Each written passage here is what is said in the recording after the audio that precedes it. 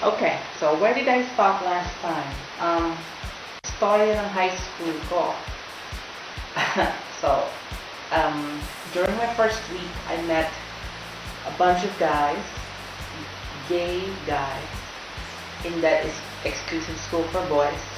So I joined that group, and it was the best decision I've ever made in my life. So, naging kaibigan ko sila.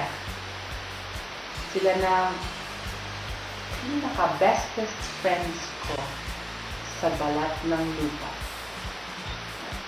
10 kami nung high school. Doon sa 10 na yon, kompleto kami. LGBT. No, not really L. No. Meron na kaming naging bakla. Then, nagkaroon ng silasi.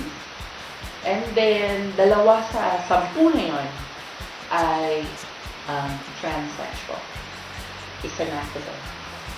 So, sila naging kaibigan ko, kampi, lahat ng naranasan ko nung panahon yun. Lahat yon is either isa sa kanila o 2 sa kanila o 3 sa kanila o lahat sila kasama ko. You know? So, it was great growing up with a great set of friends. Isang barkada na kakaiba. Nung elementary ako, I suppressed it. I suppressed that nagging feeling and nagging thought that I am somehow not born in the right body. And dahil nasabi ko, mataba na nga ako, tapos ganun pa, mahihirapan yata ako sa laban. So, isa-isa lang. So, yun ang ginawa ko, isa-isa lang. Pero nung panahon na yun, 13 years old, at 13, I somehow know, deep down, that I'm ready. Handa na ako for the next battle of my life. All throughout high school, ang ipinaglaban ko ay yung matrato just like anyone else, matrato na equal ng iba, na hindi inaalpusta, inaapi dahil bading. I actually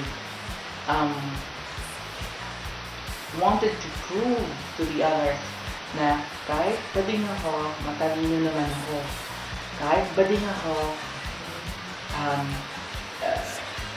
paborito ako ng teacher ko. Kahit bading ako, you know, ang dami kong gustong patunayan, you know. So that was my crusade during high school. I breezed through high school thinking that I am gay. Okay? I can remember thinking like this. Sabi ko sa sarili ko, nare-remember ko, I will try to understand this. Iintindihin ko to. Dahil ramdam ko na hindi ito kamalian. This is not a mistake, you know. Ramdam ko na this is who I am. Ito ako. And alam ko, you know, yung consequences ng being honest, being true to myself. The consequences of that would be, you know, yung kinatakutan ko ng elementary ko, the taunts and all of those things, the teasings and the bullying, you know.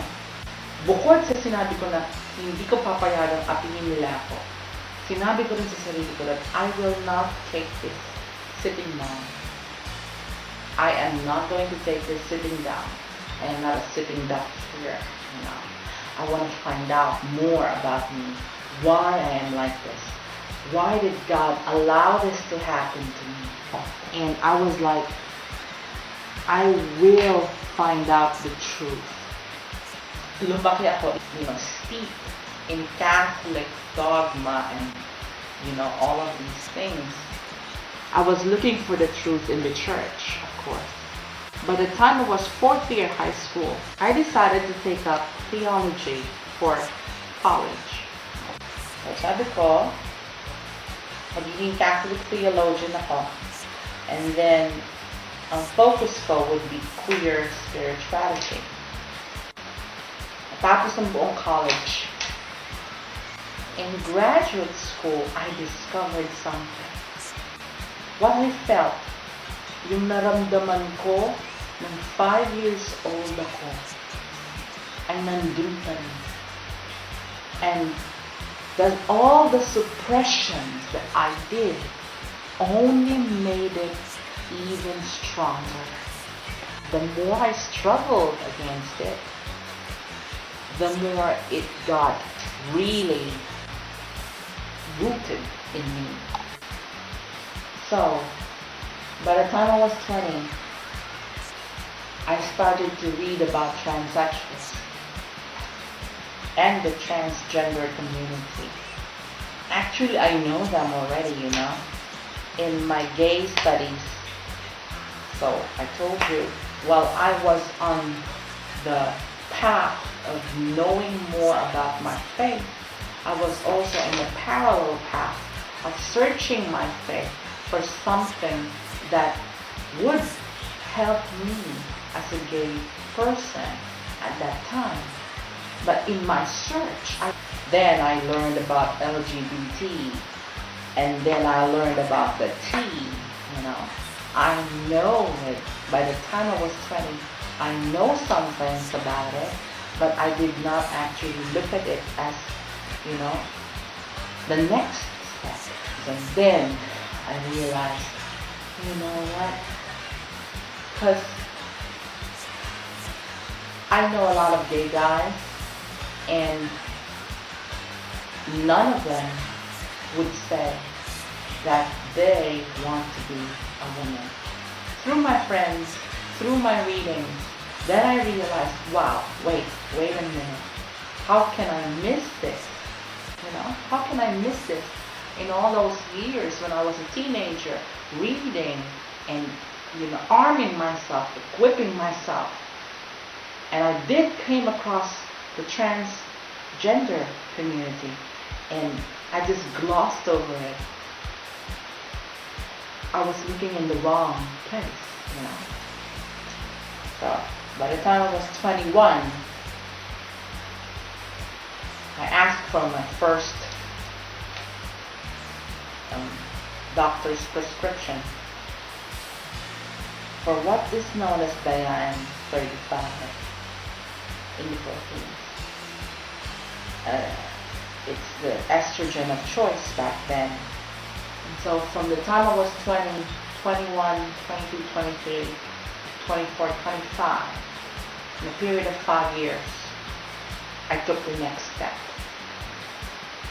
I started to read about the trans community and discovered that this is where I truly belong. Did I regret all those years of, identifying myself as gay? No, because I see it, I look at it as a step. Naniniwala ako sa proseso. Naniniwala ako na lahat tayo ay produkto ng proseso ang pinagdaanan natin. And that was just one step. I never regretted making that step, because the gay community introduced me to the challenges that I am going to take.